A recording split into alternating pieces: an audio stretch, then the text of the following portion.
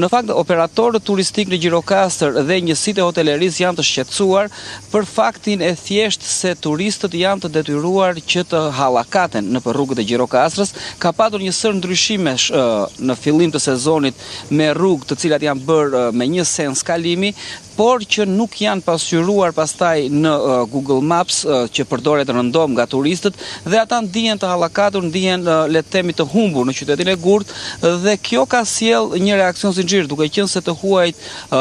bazën e tyre kanë reviewt në platformat përkatëse. Reviewt janë le të themi deri diku negative dhe kjo ka shtuar shqetësimin tek operatorët turistik, të cilët kërkojnë le të themi një ndërhyrje apo një bashkëpunim me strukturat përkatëse që ose rrugët të jenë sipas Google Mapsit aktual deri në një kohë që të bëhet përditësimi i tyre, ose pastaj që të ketë një komunikim i cili mbetet i vështirë për sa i përket rregullimit të kësaj problematike. Një tjetër problem në Gjirokastër që vihet re, sidomos nga operatorët e hotelerisë, është standardi. Standardi i shërbimit të Gjirokastër sipas tyre jo gjithmonë justifikohet me çmimin. Pra, Gjirokastra ka hotele të cilat janë relativisht të shtrenjta ose janë mbi mesataren, por që duhet të arrish me këmbë, nuk mund të shkosh me automjet dhe duhet të kesh fat që të flesh i qetë, pasi zhurma që rrethon njësitë e akomodimit është bërë shumë shqetësuese dhe turistët, ne kemi trajtuar edhe në A2 që turistët kanë qenë të parët që kanë ngritur le të themi zërin për sa i përket ndotjes akustike në qytetin e Gjirokastrës dhe standardi dhe le të themi këto problematikat e orientimit me tabela apo me Google Maps në qytetin e Gjirokastrës kanë bërë që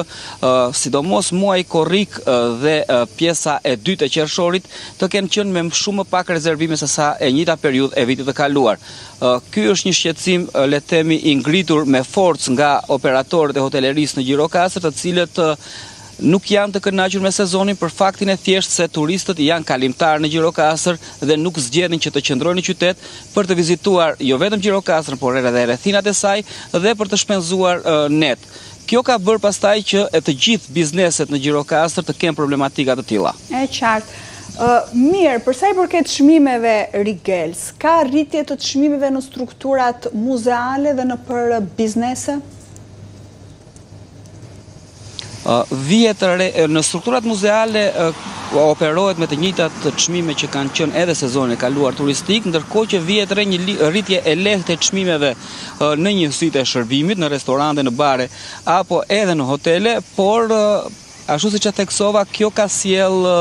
një problematik të turistëve pasi standardi i ofruar nuk i përgjigjet çmimit që është vendosur dhe ajo që është më problematike është opinioni i turistëve, reviewt e tyre në platforma që ka bërë që Gjirokastra të jetë në një periudhë le të themi vakumi për sa i përket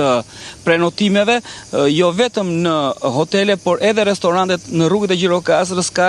momente që i gjen thuajse të boshatisur, edhe pse turistët janë të shumt në rrugë duke vizituar le të themi ato pjesët karakteristike të qytetit, por që zgjedhin të bëjnë atë vizitën 2 orëshe dhe pastaj të largohen. Kjo ka sjell probleme tek biznesi, duke qenë se është ulur ndjeshëm niveli të ardhurave dhe përpasoj reduktohen edhe stafet e punonjësve, duke bërë që